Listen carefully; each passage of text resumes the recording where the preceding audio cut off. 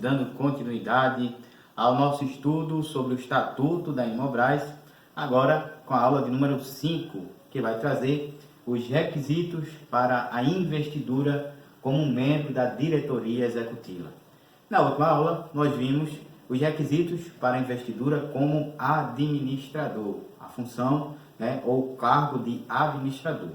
E na aula 5 nós iremos ver os requisitos para membro da diretoria executiva, certo? Então, nós iremos ver aí que um dos principais requisitos vai ser 4 anos de experiência em cargo gerencial ou função diretamente ligada à área de atuação da diretoria para a qual foi indicado e observar os demais requisitos estabelecidos na política de indicação da empresa, certo? Então, o requisito primário aí vai ser 4 anos de experiência. É claro que a experiência deve estar relacionada, deve estar ligada diretamente à área de atuação da diretoria, certo? Muito bem.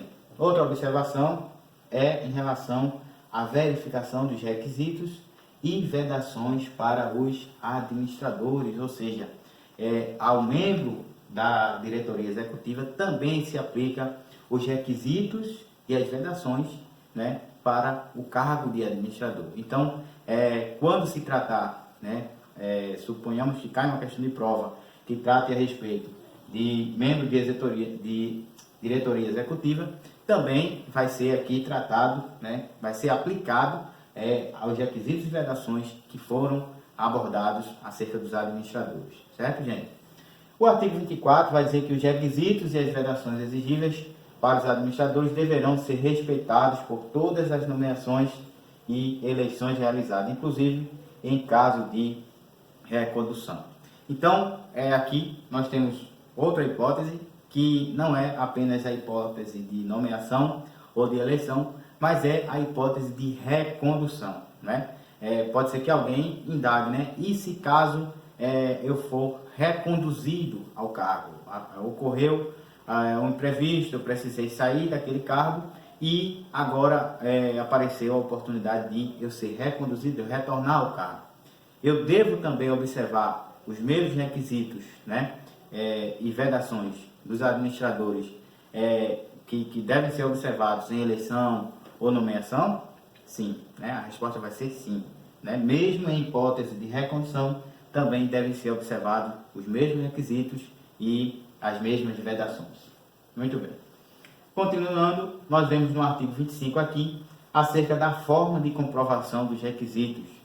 Eu, como membro de diretoria executiva, como eu devo comprovar os meus requisitos? Ou também administrador, tanto membro de diretoria executiva quanto administrador. Como eu devo aqui comprovar os meus requisitos? Então, o artigo 25 vai dizer que os requisitos deverão ser comprovados documentalmente. Então, por meio de documentos, certo? É que eu vou comprovar todos aqueles requisitos que estão ali, que nós acabamos de ver na aula de número 4.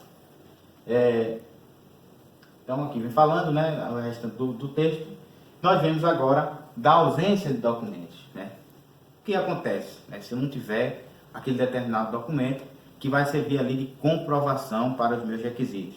O artigo 26 vai dizer que a ausência dos documentos referidos anteriormente importará em rejeição do formulário pelo Comitê de Pessoas, Elegibilidade, Sucessão e Remuneração da Inmobras. Então, o órgão que trata sobre essa questão vai simplesmente rejeitar.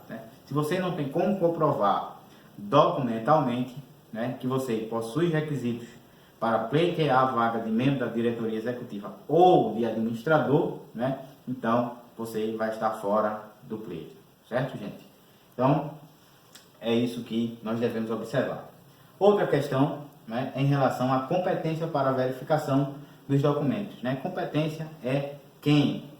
Então, quem é responsável para verificar os requisitos daqueles candidatos ao cargo de administrador da empresa ou de membro da diretoria executiva? Então, o artigo 27 vai dizer que o Comitê de Pessoas, Elegibilidade, Sucessão e Remuneração. Então, são todos esses nomes aqui, se referem a apenas um órgão. né, que é o Comitê de Pessoas, Elegibilidade, Sucessão e Remuneração.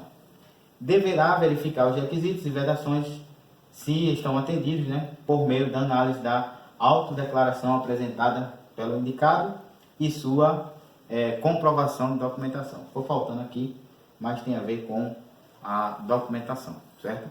Então, a competência para averiguar, né, se a pessoa realmente é capaz, se os documentos são legítimos, se realmente a pessoa atende aos requisitos ou se há algum impedimento, alguma vedação, vai ser desse comitê. Pessoas, elegibilidade, sucessão e remuneração, certo? Seguindo, nós temos aqui a respeito da posse e da recondução, certo?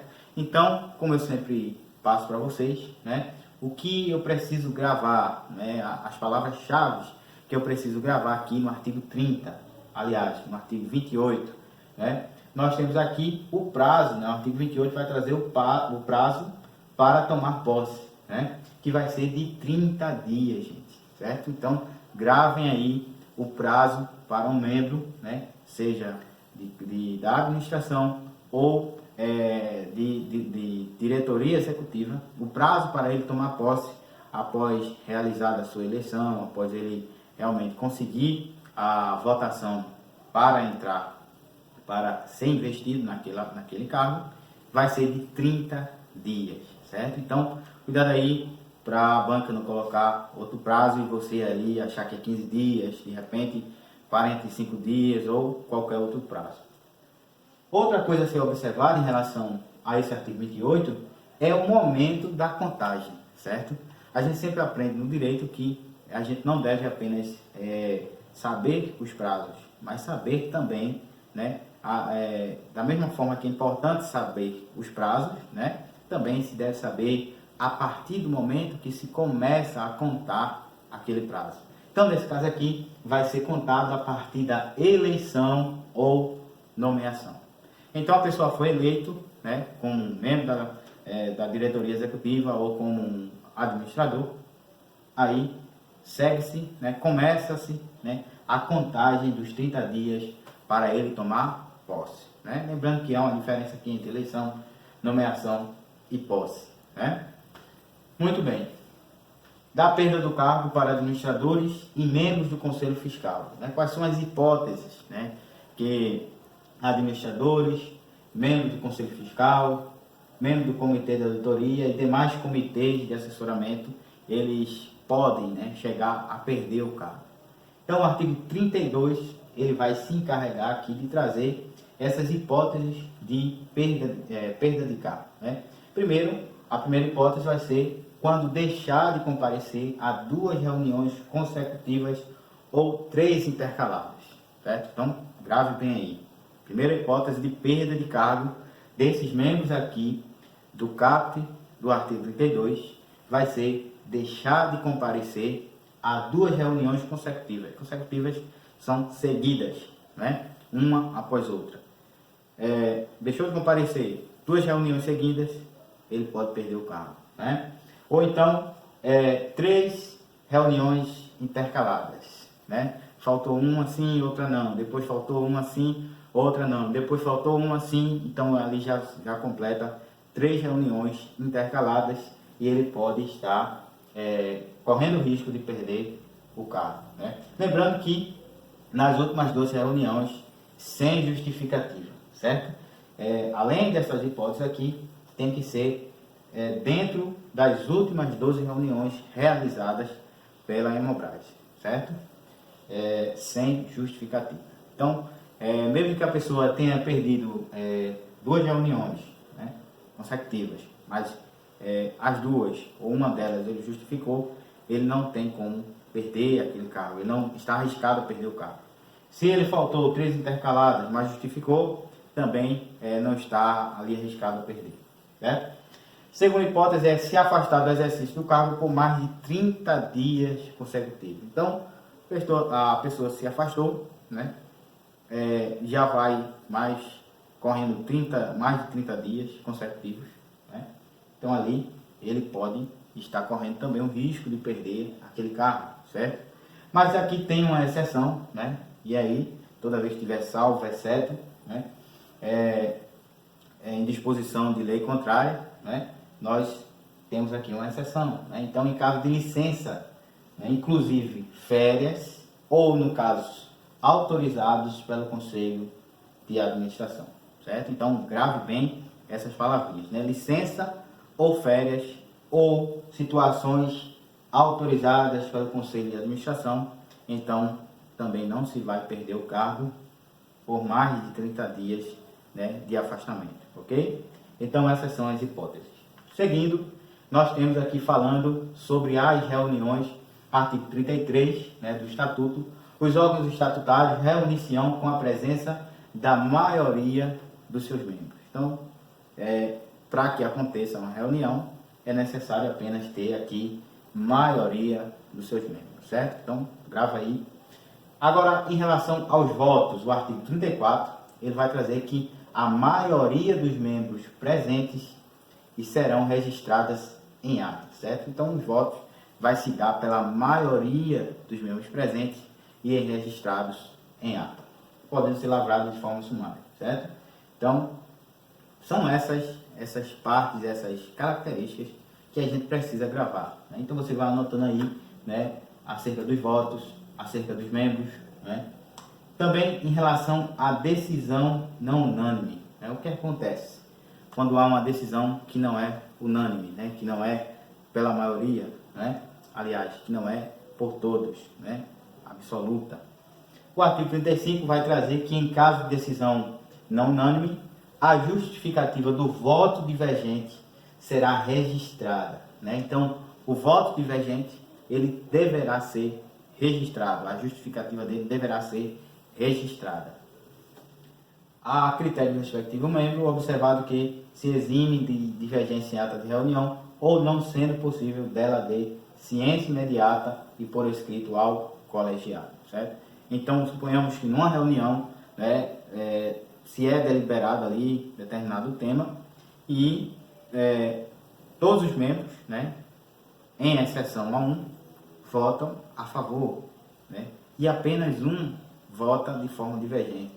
Então, aquele que votou de forma divergente, ele deve justificar, né, de forma fundamentada porque ele votou divergente, né? Se todos os demais membros eles votaram a favor daquele determinado assunto, ok? Seguindo, nós temos aí em relação ao voto de desempate, né? O artigo 36 vai dizer que os presidentes do Conselho de Administração e da diretoria executiva terão um voto de desempate, além do voto pessoal, certo? Então, eles têm o direito de votar, mas em caso de empate, eles que têm a competência para dar um voto que vai ali desempatar, mesmo ele já tendo votado seu voto pessoal, certo? Então é isso que o artigo 36 ele vai trazer, certo? Então, presidente do Conselho de Administração e presidente da diretoria executiva que possuem essa competência de voto de desempate. No comparecimento, né, a outras reuniões, o artigo 37 vai trazer que os membros de um órgão estatutário, quando convidados, poderão comparecer a reuniões dos outros órgãos sem direito a voto. Então, membros de outros órgãos, né? Veja que aqui diz respeito à participação de outros membros na reunião da Hemobras, né? Pode participar? Pode, né? O Estatuto permite, desde que não tenham direito a voto, ok? Da forma das reuniões, né? Como acontece, né? Qual é a forma das reuniões? Então, o artigo 38 vai trazer a regra, né? A regra é que as reuniões, né, logicamente, devem ser presenciais, certo? E a exceção é que elas podem ser realizadas em tele ou videoconferência mediante justificativa aprovada pelo colegiado. Então, muito cuidado também, que pode ser também uma questão de prova, né? Acerca das reuniões, pode colocar lá, né? Em regra, aliás, somente, né, devem ser obrigatoriamente, né, presenciais, né? Mas nós vemos aqui que há uma exceção, que é tele ou videoconferência. Então, muita atenção a essas exceções, porque geralmente as bancas costumam pegar e cobrar nas provas. Então, se você leu apenas a primeira parte do artigo 38, dizendo que as reuniões são presenciais, não atentou para aqui, você pode errar uma questão assim, ok? Competência para a convocação, artigo 39, são os presidentes ou a maioria dos membros colegiados, ok?